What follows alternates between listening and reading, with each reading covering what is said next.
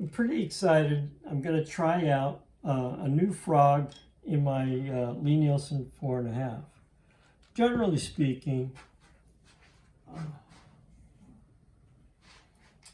this is a 4.5 Stanley Sweetheart, and the frog is their normal 45-degree angle.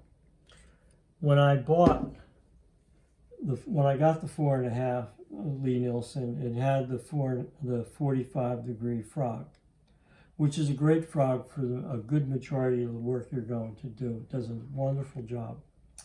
However, whenever you're going to do something like this, which is a burl, or work on a really bad dog board, which has a lot of refracted grain, and this one happens to be maple, and it has bird's eye and some curl, but the board was pretty horrible and horrible to work with.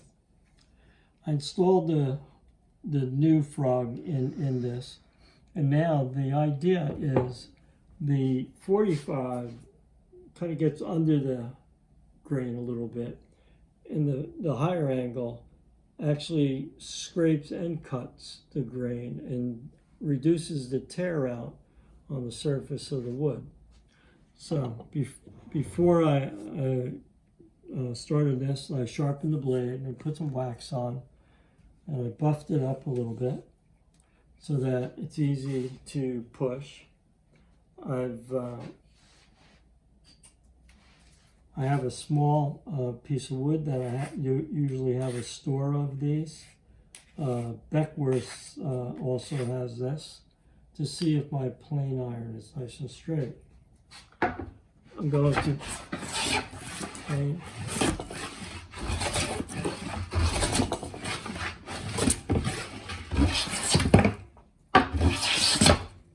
So it's taking a nice shave, and to really get to see this, you want to put your board in a raking light, and that way you're going to see if there's tear out. And I wouldn't even call it tear out. It's just a minimal amount of something like a scrape or sand, but the majority of the work is done with the plane, which is great. Let's try this, which is really amazing wood.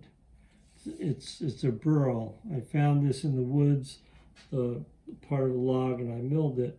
Let's try and see how this works. So we're going to put this in here.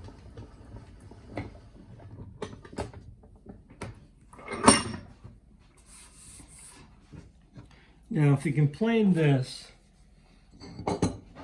frog can plane anything. Well, I think we've got liftoff here. Look at that, beautiful.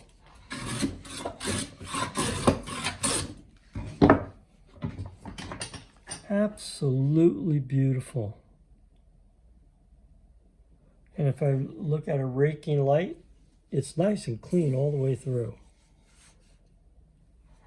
I know I'm going to have many happy years of using this higher angle frog.